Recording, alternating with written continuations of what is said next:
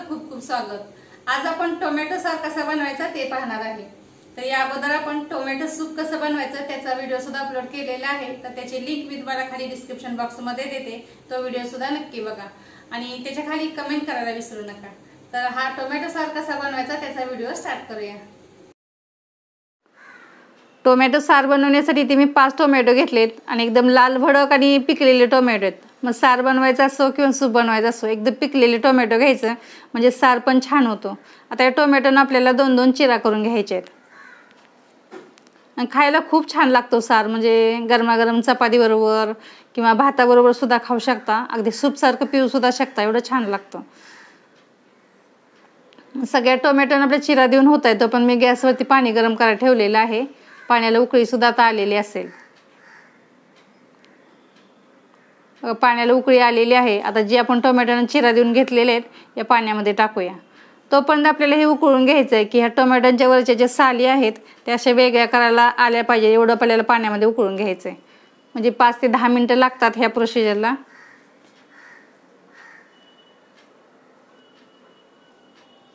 थोडं मध्ये मध्ये चेक पण करायचं 5-10 मिनिटं।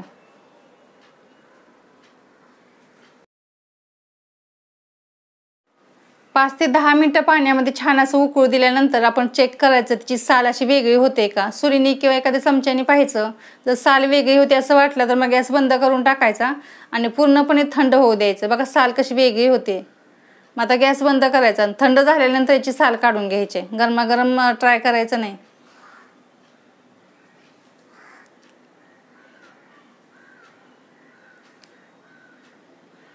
आता याची साली सुद्धा मी काढून घेतलेले आहेत। आता याचे 2-2 भाग करायचे, आपल्याला मिक्सरला वाटून घ्यायचे।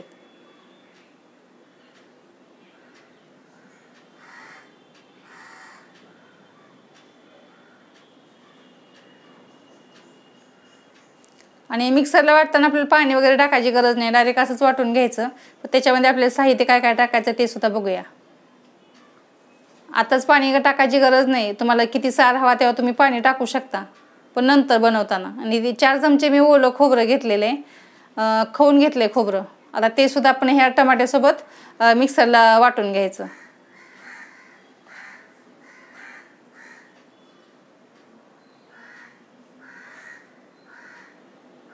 मिक्सरला सुद्धा याची पेस्ट बघा तयार करून झालेली आहे, अशा प्रकारे केलेली आहे। अजून आपल्याला मसाला काय काय लागणार आहे ते सुद्धा बघूया। एक छोटं भांडं घेतलंय मिक्सरचं आणि 6 ते 7 पाकळ्या लसूण घेतलेला आहे आणि 1 हिरवी मिरची घेतलेली आहे आणि छोटा अद्रकचा तुकडा। फार मोठा नाही, अर्धा इंचाचा असेल। तुम्हाला तिखट जास्त आवडत असेल तर एखादी मिरची तुम्ही ॲड केली तरी काही हरकत नाही। आता मिक्सरला तुम्ही एवढं वाटण करून घेऊया। मिक्सरला आता वाटण करून झालेलं आहे, आपण आता डायरेक्ट सार बनवून घेऊया। त्यासाठी गॅसवरती मी पॅन ठेवलेला आहे आणि 4 चमचे तेल घेतलेलं आहे। फोडणीसाठी अर्धा चमचा जिरे घेतलेत आणि 6 ते 7 पानं कढीपत्त्याची घेतलेले आहेत आणि 1 हिरवी मिरची त्याचे 2 काप केलेले, ते सुद्धा तेलामध्ये टाकून परतवून घ्यायचं। जिरे आणि कढीपत्ता छान असं तेलामध्ये फुलू द्यायचा, म्हणजे फोडणी पण छान होते। आणि मिक्सरला वाटलेलं लसूण आणि मिरची ती सुद्धा तेलामध्ये टाकून आपल्याला परतवून घ्यायचे।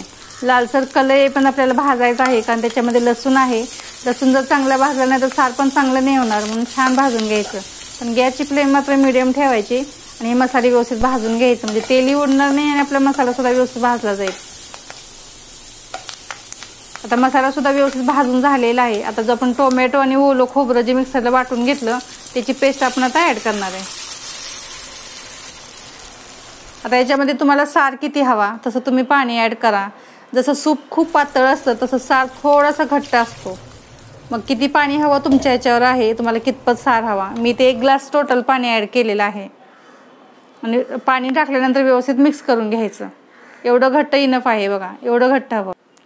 चवीनुसार मीठ घ्यायचं आहे आणि मीठ टाकल्यानंतर मिक्स करून घ्यायचं आणि खळखळून एक उकळी येऊ द्यायची। ही पटकन होणारी रेसिपी आहे, तर तुम्ही नक्की ट्राय करून बघा आणि खायला तर खूप छान लागते। उकळी सुद्धा आलेली आहे। आता बाकीचं साहित्य काय काय ॲड करायचं आहे ते बघूया।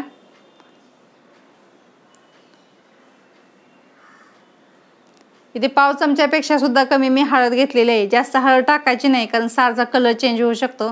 आणि अर्धा चमचा लाल तिखट घेतलेला आहे। तिखटचं प्रमाण तुमच्यावर आहे, तुम्हाला कितपत जास्त तिखट खात असाल तर तिखटचं प्रमाण वाढवू शकता, कमी खात असाल तर प्रमाण कमी करू शकता.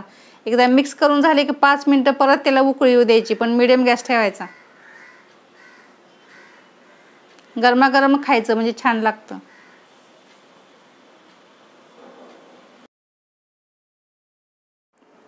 आता बारीक चिरलेली थोडीशी कोथिंबीर टाकायचं आणि एकदा मिक्स करून घ्यायचं आहे. मी आता गॅस बंद केलेला आहे.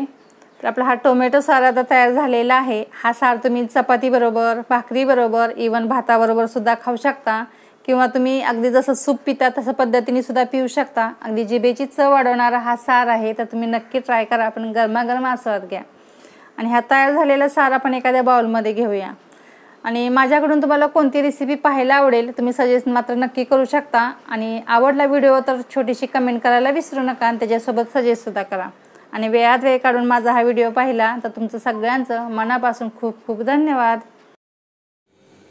आपला टोमॅटो सार आता तयार झालेला आहे. जर तुम्हाला ही रेसिपी आवडली तर तुम्ही नक्की घरी बनवून पहा, आणि कशी झाली त्याची प्रतिक्रिया एका छोट्याशा कमेंटने देऊ शकता.